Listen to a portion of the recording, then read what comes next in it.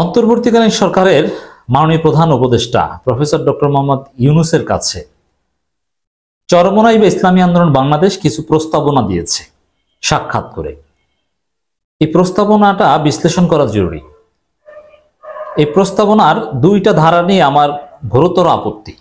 একটা ধারা আওয়ামী লীগের জন্য চরমোনাইয়ের দরদ উতলিয়ে পড়ার প্রমাণ, অথবা এটাকে আওয়ামী লীগকে পুনর্বাসন করার চেষ্টাও বলা যায়।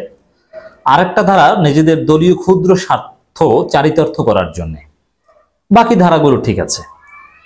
এবং আওয়ামী লীগের প্রতি যে আসলে চরমোনাইয়ের ওরকম ক্ষোভ নেই, বা আওয়ামী লীগের প্রতি তাদের যে একটা ঐতিহাসিক টান, সেটা প্রধান উপদেষ্টার কাছে তাদের প্রস্তাবনাগুলো দেখলেও বোঝা যায়।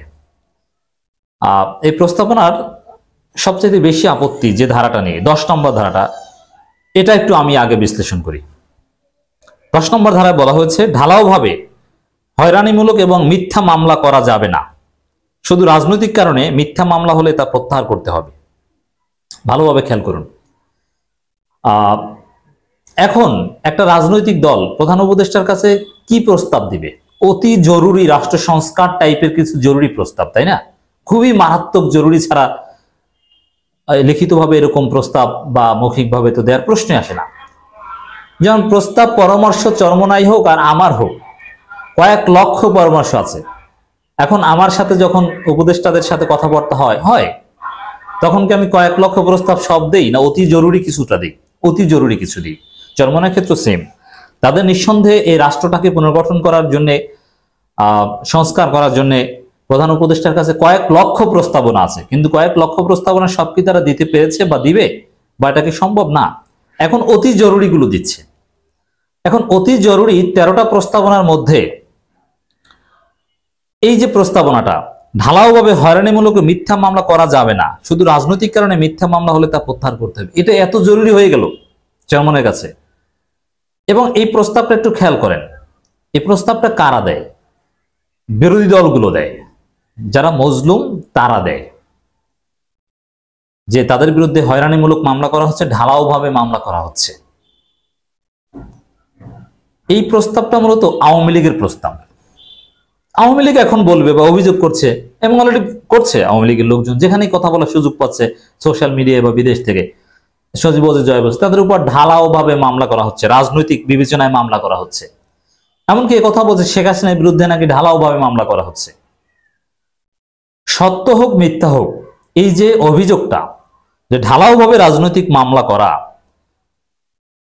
মিথ্যা মামলা প্রত্যাহার করতে, এটা একেবারেই আওয়ামী লীগের অভিযোগ। এটা চরমোনাইয়ের কাছে গুরুত্বপূর্ণ বা প্রাসঙ্গিক হওয়ার প্রশ্নই আসে না। কেন? তাদের বিরুদ্ধে কি ঢালাওভাবে মামলা দেওয়া হচ্ছে রাজনৈতিকভাবে? আচ্ছা, এই সময় ঢালাওভাবে রাজনৈতিকভাবে মামলা যদি সত্য হয়ে থাকে, তাহলে কার বিরুদ্ধে দেওয়া হচ্ছে? আওয়ামী লীগের বিরুদ্ধে। আর আওয়ামী লীগের বিরুদ্ধে ঢালাওভাবে রাজনৈতিক বিবেচনায় মামলা দেওয়া হচ্ছে কি হচ্ছে না, এটা আপনারা চরমোনাই নিশ্চিত হলেন কিভাবে? এত দরদ কেন আওয়ামী লীগের উপর? চরমোনাইয়ের বিরুদ্ধে তো আর ঢালাওভাবে রাজনৈতিক বিবেচনায় মামলা দেওয়া হয়নি। তাহলে আপনারা এটা নিয়ে এত সিরিয়াস কেন? এই দাবিটা আপনাদের 13টার মধ্যে কেন থাকবে? লক্ষ লক্ষ দাবির মধ্যে এটা এত গুরুত্বপূর্ণ কেন হলো? আওয়ামী লীগের প্রতি দরদের অংশ হিসাবে। এর মানে আওয়ামী লীগের দাবিটাই চরমোনাই সিস্টেমে 10 নম্বরে ঢুকিয়ে দিয়েছে। না হলে ইসলামী আন্দোলন বাংলাদেশ যদি জনগণের স্বার্থে রাজনীতি করত, তাহলে 13টা দাবির মধ্যে প্রায়োরিটি বেসিসে এই ঢালাওভাবে রাজনৈতিক ও হয়রানিমূলক মিথ্যা মামলা করা যাবে না, মানে এই বিষয়টা থাকার কথা না। এটা আওয়ামী লীগ বলবে, তারা কেন বলবে? আর আওয়ামী লীগের পক্ষে যায় না এই কথাটা স্পষ্টতই। ঢালাওভাবে মিথ্যা মামলা যদি হয়ে থাকে, সেটা আওয়ামী লীগের লোকজনের বিরুদ্ধে করা হচ্ছে। সে আওয়ামী লীগের লোকজনের অধিকারের পক্ষে এর মধ্যে চরমোনাই নেমে গিয়েছে, সঠিক মেনে নিলাম। তা সঠিক অধিকারের পক্ষে মেনে নিয়ে এর মধ্যে নেমে গিয়েছে, এটা যেভাবে হোক না কেন আওয়ামী লীগ প্রেমের প্রমাণ চরমোনাই, আপনি অস্বীকার করতে পারবেন না। আরেকটা কথা যেটা বলতে চাই, যে ঢালাওভাবে হয়রানিমূলক মিথ্যা মামলা আদৌ করা হচ্ছে না। মামলা সঠিকভাবে করা হচ্ছে, হ্যাঁ, বিচারে 2-1 জন, কারণ মামলার এফআইআর এভাবেই করা হয়। তারপরে যারা আসলে অভিযোগ দোষী না, তারা খালাস পাবে। আর আওয়ামী লীগ যে মাপের অন্যায় করেছে, আর বর্তমানে যেভাবে লার্জ স্কেলে তাদের বিরুদ্ধে মামলা হচ্ছে, এটা একেবারেই সঠিক। এটাকে ঢালাওভাবে হয়রানিমূলক বা রাজনৈতিক বিবেচনায় মামলা বলা যাবে না। এখানে কোনো গায়েবী মামলা হচ্ছে না, কিছু না, সঠিক মামলা হচ্ছে। অর্থাৎ চরমোনাইয়ের এই দাবিটা আওয়ামী লীগকে পুনর্বাসন চেষ্টার প্রমাণ। দর্শক, আরেকটা প্রস্তাবনা তাদের 6 নম্বর প্রস্তাবনা, এটা তাদের ক্ষুদ্র দলীয় স্বার্থে, জাতীয় স্বার্থে রাজনীতি করতে তারা যে ব্যর্থতার প্রমাণ। 6 নম্বর দাবি, বর্তমান নির্বাচন কমিশন বাতিল করে ইসিকে পুনর্গঠন করতে হবে। ঠিক আছে, এটাও ঠিক। অবাধ, সুষ্ঠু, গ্রহণযোগ্য, অংশগ্রহণমূলক নির্বাচনের জন্য সংখ্যানুপাতিক নির্বাচন পদ্ধতি চালু করতে হবে। এই সংখ্যানুপাতিক নির্বাচন, এটা হচ্ছে তাদের দলীয় স্বার্থে। কারণ চরমোনাই যে টাইপের দল, সাপোজ ধরা হয় বা চরমোনাই বিশ্বাস করে বাংলাদেশে তাদের 1% ভোট আছে, কিন্তু বাংলাদেশের কোথাও একটা এমপি পদ জেতার মতো সামর্থ্য তাদের নেই, জিততে পারে না, কিন্তু ভোট কিন্তু 1% আছে। মানে 1% কিন্তু কম না, প্রত্যেক 100 জন লোককে একজন লোক চরমোনাই করে। It's very important. এখন 1%, আবার কেউ কেউ 2%ও মনে করে। আমি ধরে নিলাম 1-2% ভোট আছে চরমোনাই। এখন 1-2% ভোটের যে ধরন, কোন একটা যেমন চরমোনাই যে মূল ঘাঁটি বরিশাল 5 আসন, এখানে তারা থার্ডও হতে পারবে না। এখানে আওয়ামী লীগ, বিএনপি বা জামাত এরা ফার্স্ট, সেকেন্ড, থার্ড হবে। এটা একেবারেই অ্যাবসলিউটলি বিএনপি অধ্যুষিত এলাকা। যেমন বিএনপি যদি 1 লাখ ভোট পায়, চরমোনাই 10,000 ভোট পেতে পারে, এর চেয়ে বেশি কিছু না। এর মানে কোথায় 1 লাখ আর 10,000? তাদের মূল আসন, পীর সাহেবদের নিজের আসন, নিজের বাড়ি। এর মানে তাদের নির্দিষ্ট কোনো ঘাঁটি নাই যেখানে তারা জিতবে। যেমন জামাতের অনেক ঘাঁটি আছে, সাতক্ষীরা, সাতকানিয়া, লোহাগাড়া, কক্সবাজারের বিভিন্ন জায়গায়, ইত্যাদি ইত্যাদি। কিন্তু চরমোনাই এরকম কোনো ঘাঁটি নেই যে জিতবে। এর মানে তাদের 1-2% ভোট থাকলেও কোনো সংসদ সদস্য হওয়ার সম্ভাবনা তারা দেখছে না।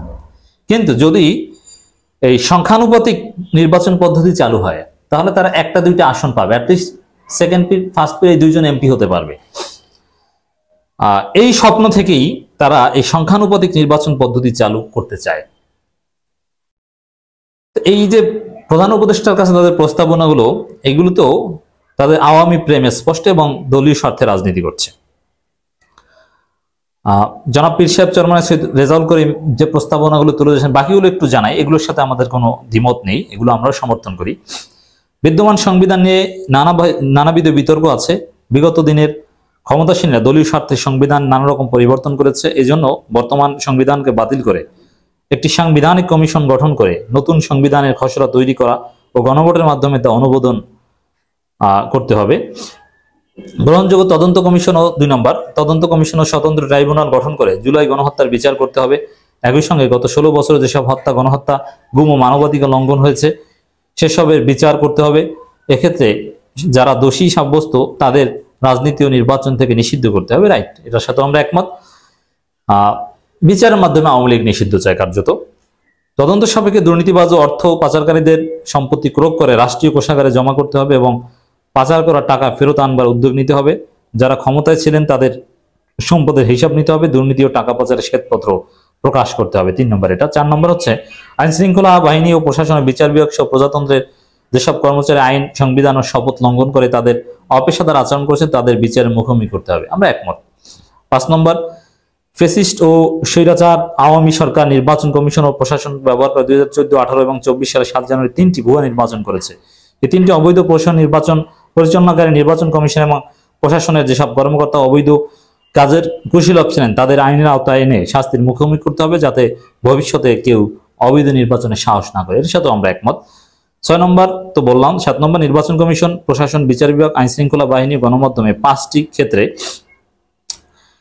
আমূল এবং ব্যাপক সংস্কারের কথা বলেছেন প্রধান উপদেষ্টা। আমরা মনে করি এসব প্রতিষ্ঠানগুলো ব্যাপক সংস্কার প্রয়োজন। ইসলামী আন্দোলন প্রত্যাশা অন্তর্বর্তী সরকার তাদের সংস্কার কার্যক্রম ধারণ ও প্রক্রিয়া কি হবে এবং কতদিনের মধ্যে সংস্কার কার্যক্রম সম্পন্ন করবে তা অতি দ্রুত প্রকাশ করবে, জাতীয় নির্বাচনে একটি রোডম্যাপ ঘোষণা করবে।